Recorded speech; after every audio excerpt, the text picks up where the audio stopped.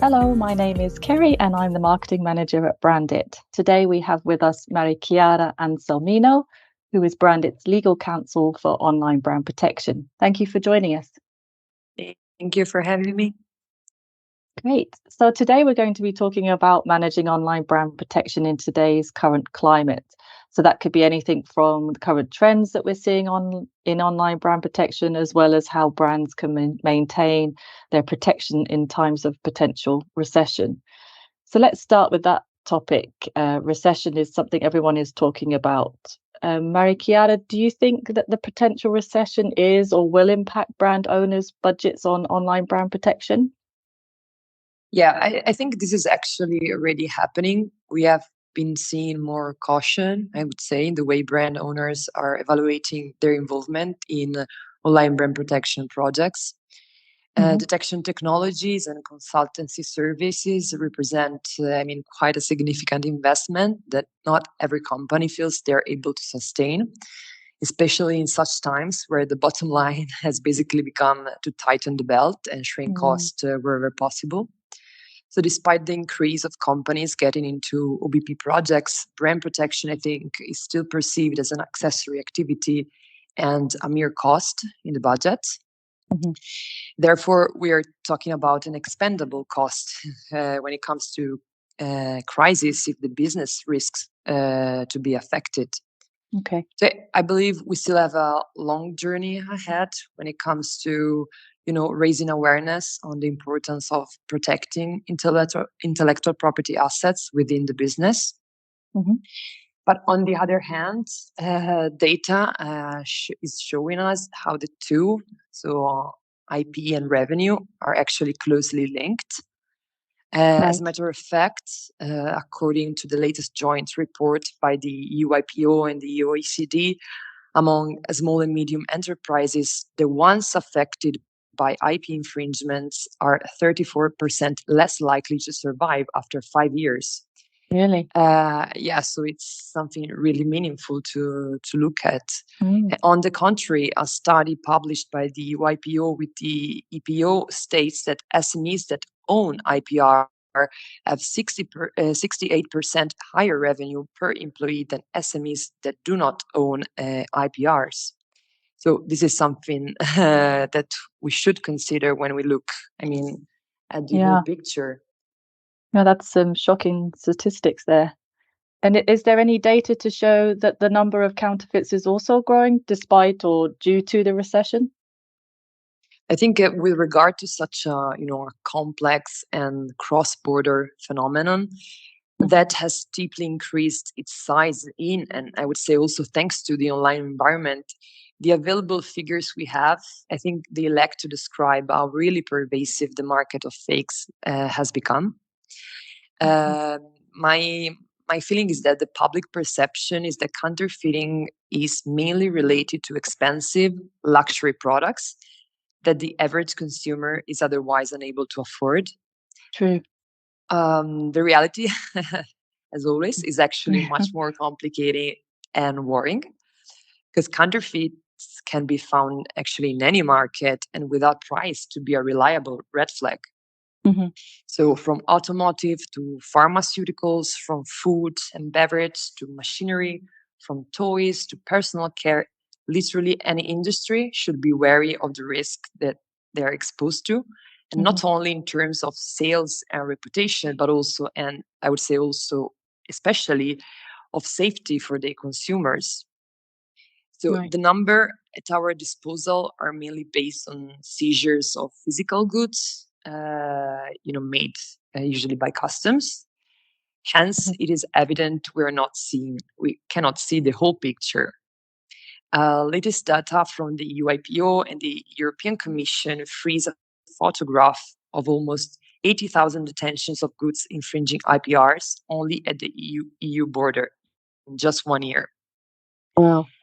And when it comes to the number of articles detained, the number has got from 27 million items to 42 million in over a year, with a significant shift from expensive to cheaper products. So I believe this turn might also suggest the incredible capacity, if we can say Yeah. that, of infringers to adapt to the market demand and infiltrate also the legal channel. Therefore, not only targeting aware consumers, but more and more often also oblivious customers, which is Yeah. something I think we should, look at more thoroughly. And if you look at the past recession phases the world and the EU especially have gone through, while they have entailed a drop in revenues for many legit companies, as we all have seen, on the other hand, they have paved the way to counterfeiters to address consumers' demands for lower priced products. Right. And also, I think that times of crisis can also mean a shift of focus from a brand owner perspective. So you have to prioritize in order to safeguard the business and stay afloat. And when brand protection is not among these priorities, infringers take note and they take advantage. Yeah, that's a really good point, and definitely something the brand owners should consider, or the businesses as a whole. And what do you see as the main trends for this year in terms of threats and counterfeits, etc.? Yeah, I think that depending on the industrial sector, we will keep seeing the good old infringing conducts we're used to see on e-commerce platforms and social media, with the latter, I would say, becoming more and more the new channel of selling and purchasing, but also where to take inspiration and advice from, I don't know, friends, influencers, Yeah. brands. Hmm. But I also think we are witnessing to a rise of this social commerce and also live commerce phenomena, which are hugely appreciated, especially by the younger generation, and need to be a main focus for us when it comes to monitoring for IP violations. Hmm. Yeah, but together with the emerging social media platforms, an attentive eye should be kept also on what we call the third generation of the Web 3.0. Yeah. So there, a variety of technologies is involved, as a result of the alignment of blockchain, NFTs, AI, virtual and augmented reality, and big data with the cloud computing resources, with the Hmm. goal to create a decentralized and open economy, user-oriented. We are also having the first cases of IP infringements in the metaverse. And even if we still don't know for sure whether this virtual space will be an additional means Yeah, for bad actors to, fraud consumers and undermine legitimate businesses, I think we need to take into account the opportunities it might entail, not only for brand owners, but also for the rogue traders. indeed. And also another menacing trend we have been starting to see is linked to blockchain domain names and cyber squatting. Hmm. So it's still a pretty, I would say, nebulous topic for most brand owners. And this Okay. is the reason actually why in BRANDIT we have decided to be more involved and support companies in, availability searches, domain registration, monitoring, but also takedown requests concerning, for example, infringing blockchain domains offered on sale on marketplaces. So this is something we're actually starting to do Okay. because we feel like it's still, a very uncertain area. Yeah, but indeed, it's important to start early and be on top of this new environment. I think, and Yeah, definitely. mhm.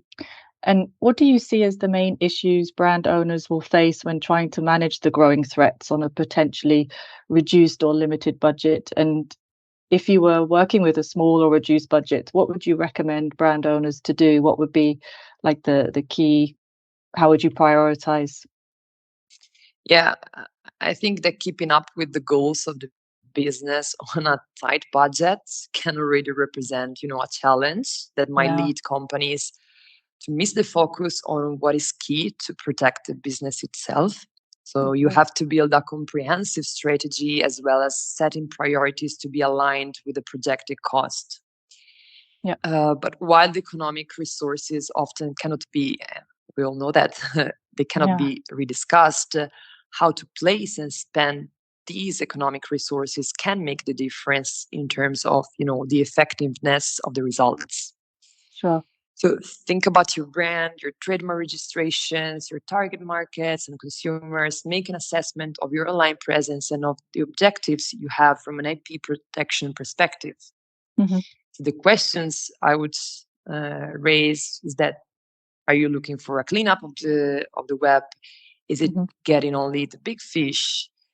Are you going after trademark misuse or counterfeiting? Is it, product diversion or monitoring business partners? You would like to focus on, I don't know, the Chinese market, the Southeast Asia, the North America.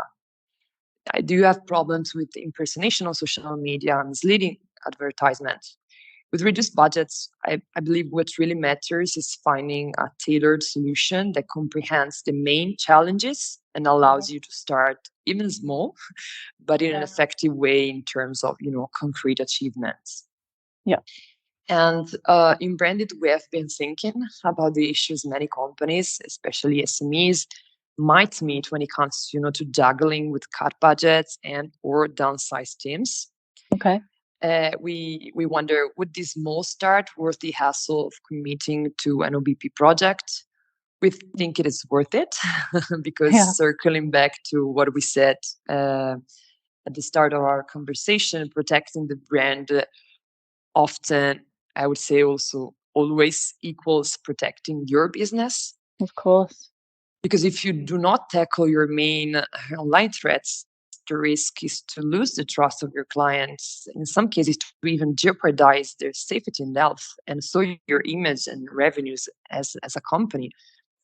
So this is the reason we decided to launch our service that is called OBP Lite, that is designed specifically for small and medium-sized companies that would like to approach online brand protection without having to worry about, making a large economic investment.